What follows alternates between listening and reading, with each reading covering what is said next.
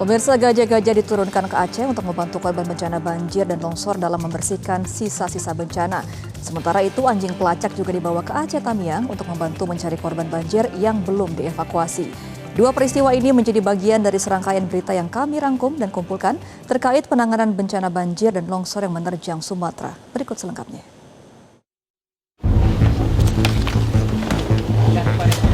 Sebanyak 4 ekor gajah dikerahkan BKSDA Aceh untuk membantu membersihkan puing-puing kayu dari permukiman warga di Pidi Jaya, Aceh. Gajah-gajah yang dibawa dari pusat pelatihan gajah ini turut membantu warga selama 7 hari hingga 14 Desember mendatang. Upaya pembersihan puing-puing banjir dan longsor oleh gajah ini merupakan aksi kemanusiaan yang bisa mereka berikan kepada warga yang menjadi korban banjir dan longsor. Pemanfaatan gajah untuk bantuan bencana merupakan praktik yang telah lama dilakukan di Aceh, terutama setelah tsunami tahun 2004.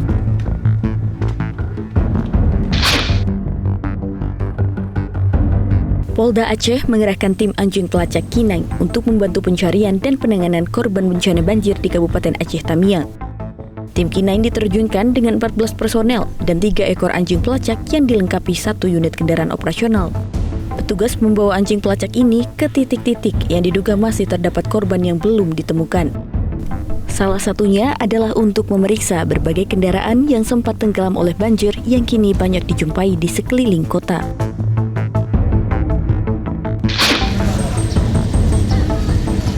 Masa tanggap darurat bencana banjir bandang di Kota Padang Panjang, Sumatera Barat ditambah 3 hari.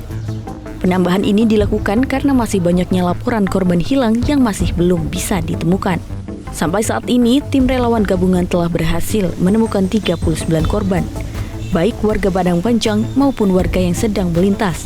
Berdasarkan laporan, tim masih mencari 33 orang yang hingga kini masih belum bisa ditemukan.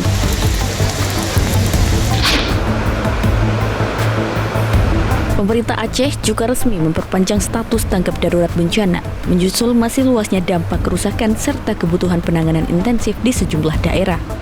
Perpanjangan status ini ditetapkan selama 14 hari, mulai 12 hingga 25 Desember 2025. Tanggap darurat yang ditetapkan juga masih bersifat fleksibel. Pemerintah Aceh dapat memperpanjang atau memperpendek masa tanggap darurat sesuai kebutuhan dan perkembangan situasi di lapangan. Hingga saat ini, masih banyak daerah di Aceh yang terisolir akibat jalur transportasi yang terputus, terutama wilayah pegunungan.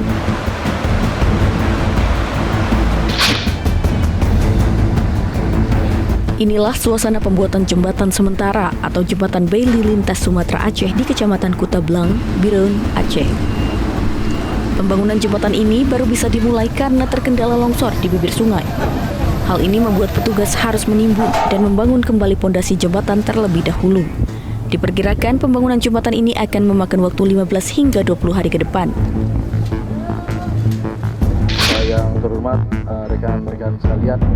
Barreskrim Polri meningkatkan status perkara atas kasus temuan kayu gelondongan dalam peristiwa banjir di Desa Garoga, Tapanuli Selatan dan Desa Anggoli, Tapanuli Tengah, Sumatera Utara ke tahap penyidikan. Penetapan ini berdasarkan hasil penyelidikan, di mana ditemukan kemungkinan adanya kelalaian hingga keterlibatan korporasi yang menyebabkan ribuan batang kayu gelondongan ikut hanyut, terbawa banjir.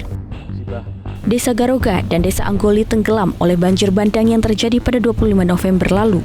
Bahkan sebagian besar rumah di Desa Garoga habis terseret banjir bandang.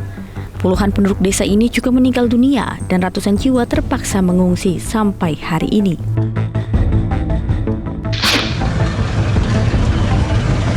Kelangkaan BBM ini masih terjadi imbas bencana banjir bandang dan longsor yang melanda Sumatera beberapa pekan lalu.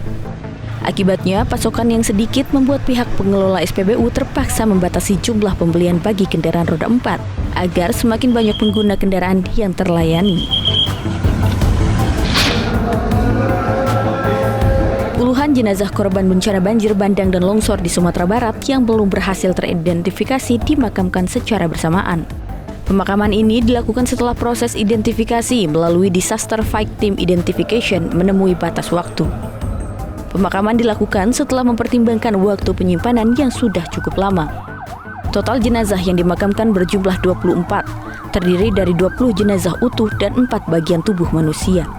Seluruh DNA jenazah sudah dicek, sehingga jika nantinya ada keluarga yang datang mencari anggota keluarganya, maka petugas tinggal mencocokkan DNA.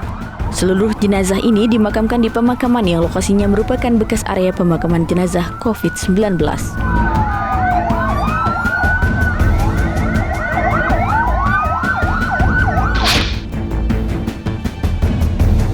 Satgas Yonzipur 1 Dira Dharma, Kodam 1 Bukit Barisan, Sumatera Utara berhasil menuntaskan pemasangan jembatan Bailey di titik pembangunan Anggoli, Kecamatan Sibabangun, Kabupaten Tapanuli Tengah pada Rabu 10 November 2025. Pemasangan jembatan sepanjang 33 meter ini penting untuk membuka akses pasca bencana. Sebanyak 40 personel terlibat dalam proses pembangunan yang mencakup perakitan komponen utama jembatan, penguatan struktur, serta penataan kembali area kerja agar aman digunakan masyarakat.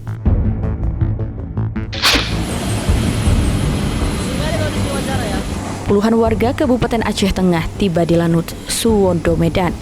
Warga yang terdiri dari anak-anak, lansia, ibu hamil, dan orang sakit ini berhasil dievakuasi menggunakan pesawat Hercules TNI AU setelah sempat terisolasi akibat banjir bandang.